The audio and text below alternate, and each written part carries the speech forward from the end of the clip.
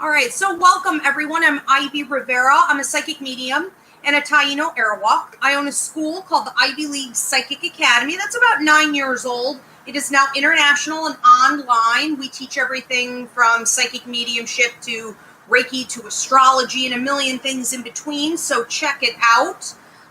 This is a precursor to a class that is coming up on Wednesday, August 26th at 7 p.m. Eastern. It will be available for video download afterward if you can't make it. And that class is called Law of Attraction and Manifestation, how to use it properly in your life. So today is just sort of a taste of what that class is going to be like. So I'm not getting into a ton of curriculum. We want to make sure that eventually you do get over there for the full training. It is a lot to talk about. How does law of attraction work? How does manifestation work? What are the myths surrounding it? Why is it that you've tried to use it and it hasn't worked for you? Why does it sometimes seem to be working and then it halts? All of this we're going to get into, okay? Today, I want to touch on a very simple way of breaking down a few myths that are standing in the way, probably, of your concepts of using law of attraction and manifestation in your daily life. And we are going to be taking questions, okay? So this is a free mini class with Q&A, so feel free to start posting those. Paul, feel free to jump in. How are you today, Paul? I'm great, thanks. How are you? I'm good. Feel free to jump in if it fits in with what we're talking about. And any other questions will be saved for the end. I do want to invite, I think we have about 20 free mini classes up. If you guys would like to make a donation back to the Ivy League Psychic Academy, it is greatly appreciated. And Paul put that link above to the website donation button. Thank you. And thank you to everyone who has been donating. We certainly do appreciate it. It's a lot of work that goes into these. All right, so what exactly is going on with law of attraction and manifestation? There's been a ton of hype surrounding this in recent years. There are a lot of people who come out and talk about knowing exactly the way that it operates. And I have listened to this for years now and thought, this just isn't always true. Some of it's accurate, but some of it isn't. And where it's inaccurate, it's really inaccurate. And if you're buying into a lot of what they're selling, it's going to mess you up to a point where law of attraction and manifestation may not really be working much at all for you. So again, this is the precursor to the full class, so I'm not getting into all of it today, but I do want to break down a couple key myths that I think a lot of my viewers in particular are probably thinking. And if you understand this, you could turn your situation around. Okay, so on the topic of law of attraction, one of the most common myths that we hear is that you attract what you are. You attract the energy that you're putting out. You are matching that frequency somehow. And what I see, sadly, okay, so here's the truth. If you are highly empathic, third or fourth level for sure, or if you are advanced spiritually evolved, if you have a high level of intuitive intelligence, psychic ability, your clairs are very active, you are going to actually attract the opposite to you, especially where people are concerned. So I don't care for that when I hear people say that. We have to make an exception. It's sort of like when you do the Briggs personality test and they don't really count for intuitive intelligence. And you're like, I don't really know that I fit into any of this. We have to make room for this truth. So it is not true that you attract what you're putting out. Many healers, light workers, old souls, intuitives, sensitives, empaths, shamans actually attract very low level energy back to them. Good as they are, as much positivity as they put out. And it can be a vicious cycle that's hard to get rid of because we are blaming the victim. The reality is you are quite possibly putting out healing energy, a high vibration. And anyone who is needy, wounded, a vampire, greedy, they're going to come to feed off of your energy. We talk at our empathic awareness training all the time about recent research that shows that empaths, especially on the 3rd and the 4th level, are the most likely group to attract narcissists and sociopaths. So this just doesn't match. You have this tremendous healing ability. Why would you keep taking punches and kicks to the gut? This is why. Okay, so don't believe that about the law of attraction. It does not always work that way. Okay, we have another one here I want to cover. A myth on law of attraction. You're not getting what you deserve because it's not time yet. It's not time yet. You're doing everything you're supposed to do. You're following all the rules. Well, it must just be, it's not in divine timing. The universe doesn't have it ready for you yet. You just are supposed to wait on that. It's coming. It's coming. No, it may not be coming. And the reason it may not be coming is because you are focused and visualizing and feeling and using all the tools that you're supposed to, but it is very possible, fact, okay, that you are blocking it because there's something else you didn't do, or there's something or somebody that you were supposed to get rid of. So this isn't so simple. If there's something blocking the flow, it could be toxic, it could just be hindering.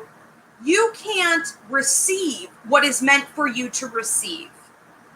So we always want to look back when we have a block to using those law of attraction techniques, and we want to say, is there something I was supposed to do?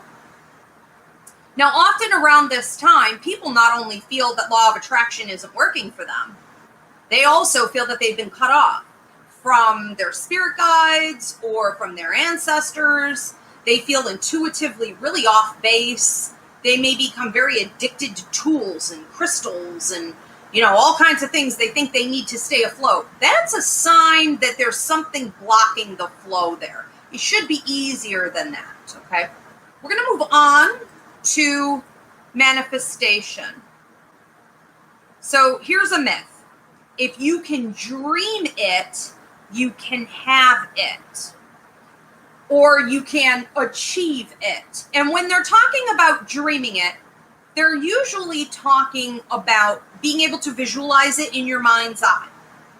And being able to use that for a period of time, typically 15 to 30 seconds or more. And not only visualizing it, but also feeling it in your body, feeling it in your emotions, experiencing it as though you're really there. What would this great accomplishment be like? Okay, well, just because you could do that doesn't mean you can have it. So the truth is that if it's outside of your life contract, you're never going to get it. What we really should be focused on is what is our calling. We should really be focused on what we signed on to do with our life contract before we came to Earth. What is really within our path. Now, if you are manifesting properly, which we're going to get to in the full class, you should be able to achieve anything that is within your life contract or on your path. And it is true that often what we desire because we already signed on to it. We are driven toward the things that we agreed to come to Earth to do. So that's true.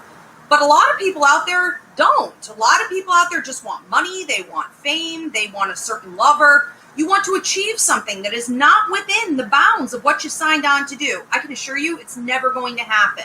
To some low-level degree, you may have breakthroughs from time to time, but you really need to be working, more importantly, within the path that you signed on for. So what we really want to do is let go of the things that we want from a greedy place.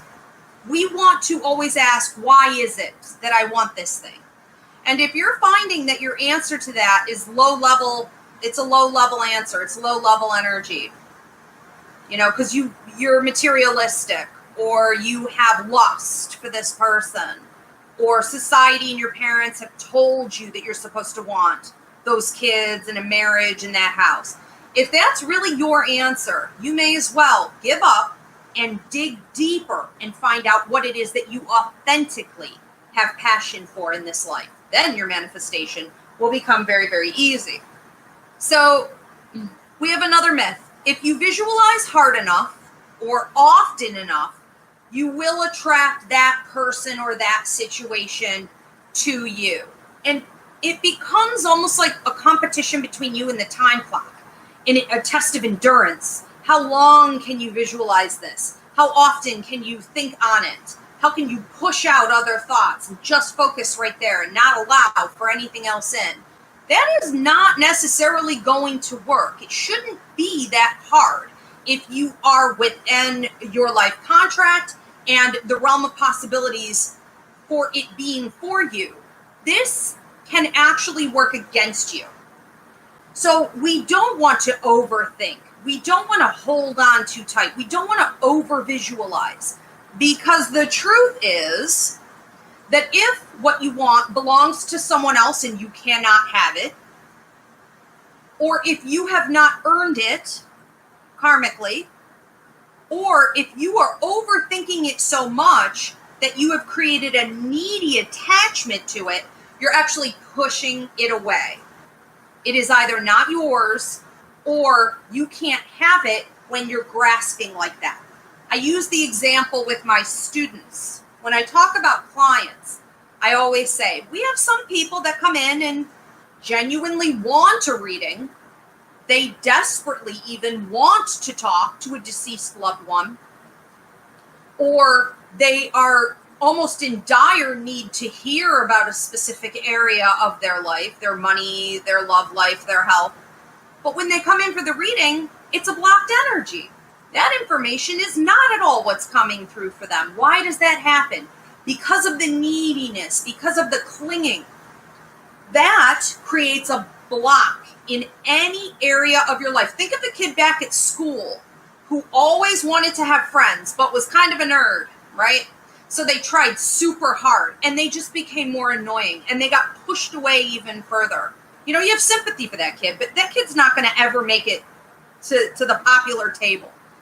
You got to be comfortable with where you are. You have to accept and have an attitude of gratitude wherever you are. And while you do want to use these techniques, you don't want to use them so excessively that it has the opposite effect. And you do want to live within wisdom of what is yours and what is others, because that cannot be changed. Right? I just want to add to this also, sometimes people feel that they are cut off from the manifesting, the law of attraction that was working for them. And I would say, check and see if there's anything that you should do in the art of giving to others. Sometimes it becomes so about us in this greedy, greedy, greedy way, and we get so excited that manifestation and law of attraction is working, because it's true. The more you have, the more you get. This is why the rich get richer and the poor get poorer. Sometimes it's also a rigged system for sure. But how did it get that way? Okay, it does work. When your bank account is full, it's not hard for you to manifest. It's almost like, why is it that when it rains, it pours? And when there's a drought, it's a drought I cannot get rid of. It's because of this. Okay, there is a law to this. But sometimes it halts, and you don't know why it halted. It could be that you are reaching that point of greed. It could be that you need to start giving out to others. The universe is always going to hold you accountable. God is always going to hold you accountable. Miracles do exist. And we want to remember that even with the law being in place, there is divine intervention. So I use the example of people who like to come to all these classes and come to all these shows, and then they message me and they try to cheat me in some way, or they're rude to Paul and they say, well, I attend all your shows. I said, oh, gee, wow, you've been getting stuff for free this whole time? Wow, I'm so grateful to you. Gee, thank you for that. Thank you for coming here to mooch, and be disrespectful. It's outrageous the way a lot of people think. And unfortunately, that may work for them a lot of the time, because what happens with law of attraction and manifestation is that the best use, the people that are best at manipulating it and getting it to work in their favor, are the energy manipulators. Okay, so we're talking high-level empathic people, energy manipulators. We're also talking low levels. We're talking sociopathic, narcissistic, controlling, egotistical, people who feel entitled. So just because it was working for you doesn't mean that you're working from the purest place. Maybe you need to stop and say, gee, is it time for me to give back in some way? You are being watched, okay? This law isn't an end-all, be-all. It is just a law. So we are actually at the class, which is going to be Wednesday, October. Oh my God, we are almost in October. Almost. What happened? Yeah. I was like, that is so far off. That is not far off. Wednesday, August 26th at 7 p.m. Eastern is when we're actually having the class through Zoom, and will become a video download. And there I'll be telling you how to actually use law of attraction and manifestation, and how it really works in your life. I'm going to go ahead and wrap it up. I do want to remind you guys that the next class is going to be, what is your gut telling you? Is that accurate? Yes. That's September 3rd. Okay, so what is your gut instinct telling you? That in conjunction with deja vus and synchronicities. We often hear that because we are noticing patterns and synchronicities, that's good, and that's the universe telling us to go in a certain direction, and that is not always the case. It is often actually a warning to go the opposite way or to check your details. We're going to break down what that is all about. Okay, again, if you guys want to donate, you can go to ivyleaguepsychicacademy.com, and I hope to see you on Monday for the Ask Ivy show. Thanks so much, everybody. Thank you, Polly. You're very welcome. Thank you.